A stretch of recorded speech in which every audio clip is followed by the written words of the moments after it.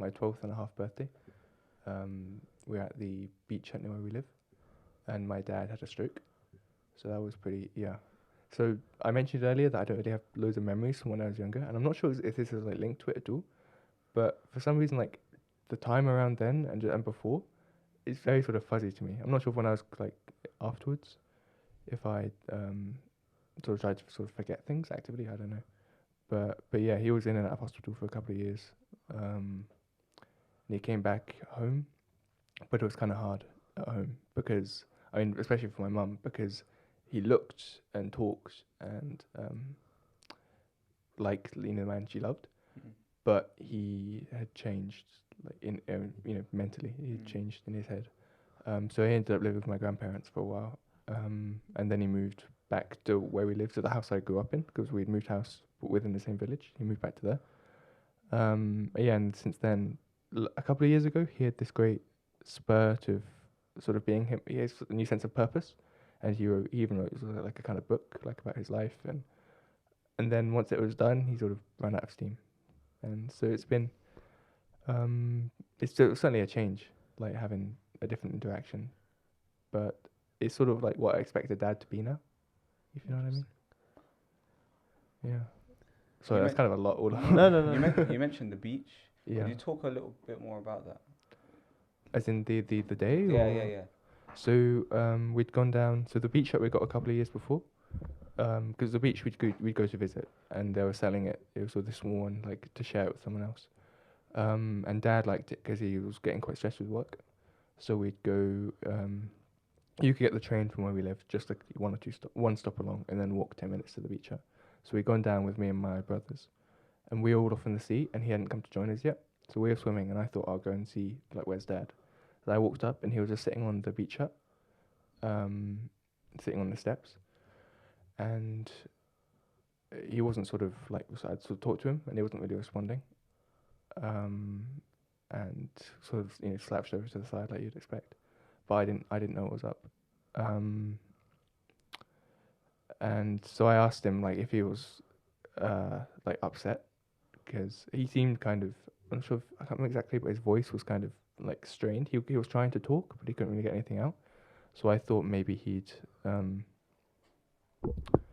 my parents had some arguments before, so I thought maybe they're getting a divorce, and he was really upset about it. But he wouldn't respond, so I went up into the cabin. I got his phone. I called my mum, and she was maybe 20 minutes away. I said, "Mum, like something's wrong with Dad," and then she told me to go and find some people. So I walked down the beach, and there was this lovely family there, and I was like, "Can you come and help?" Yeah, my dad, and they called the ambulance. While he was there, he sort of he threw up a bit as well, and it wasn't very pleasant. But eventually, the ambulance got there and they took him away. But yeah, there was just a couple of moments you're just standing there trying to talk to him, and he wouldn't respond. Have you spoken to your dad about that event since that specific day? Yeah, a couple of times. And he mostly just says sorry. It's like, even though it's not his fault, and we have to remind him, but I think he feels really guilty about it. I mean, also, guilty for that and how it sort of changed his life as a dad afterwards. But also, as I think afterwards, opinion that we had is that he could have done a lot of rehab and got back to quite a good state. Like I think Andrew Marr had a stroke, but he got back to pretty good condition. But I think it was sort of depression basically afterwards. That especially because he wasn't like the most sporty kind of guy. He was quite quiet, quite studious person. So to have, I think, a brain problem and to lose suddenly lots of his sort of quickness of mind really sort of undermined his sense of who he was. And so even because now he can't really use his right arm and has to use a cane. So that I think sorting that out wasn't necessarily a priority to him. But there was just nothing he could do about the mental issues. He did eventually get back. He couldn't speak at first. So he managed to get his speech back to a right level. But it's still problems with expressing himself, that kind of thing. Yeah. How do you remember your father before that moment? Before, a lot more smiley. I mean, he's still pretty smiley now, especially when you go and see him. But he's sort of reluctant to see people now. But yeah, before, smiley, takes care of you, very watch out for you. It's sort of like a role. It's like I have to sort of conceptualize it because I can't really know. I don't really know it. It's one I can vaguely remember. Like, this is what I think he was like. I think he was, yeah, very. I mean, caring. Yeah. That, like, I don't think anything, definitely not of that scale, ever happened to me at that age, or even to this day, to be honest, where someone who was at like a healthy age, someone that was like, he wasn't particularly old or particularly vulnerable Yeah, before I think that it was point. about 50. I 50, think. right? Yeah. But then suddenly things can change in a day, right? Like, that's kind of the way that it kind of, that's the way it kind of seems to have happened.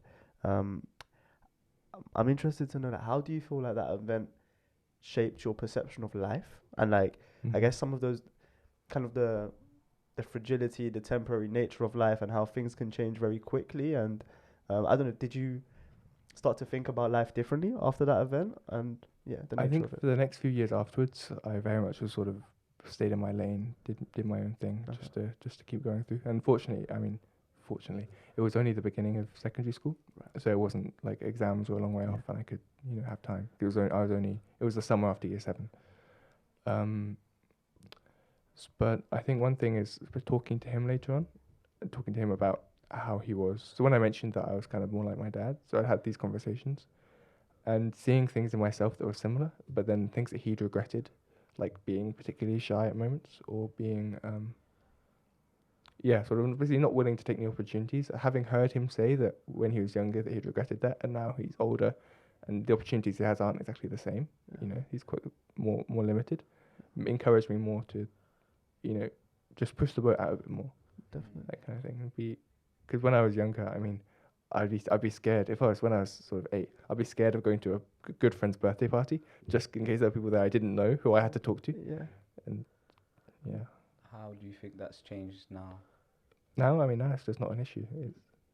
It's just, but I can't really like correlate it. So I feel very different from before. You said something along the lines of, but that's how I think of what I think a father is now. Yeah. What do you mean by that? It's like, so when I encounter in sort of media of, someone's got a dad, and it's like all these tropes about like what a dad is. I don't know, it's just like, I don't really have like a specific concept of like, this is a father. It's just, this is dad. This is what he's like.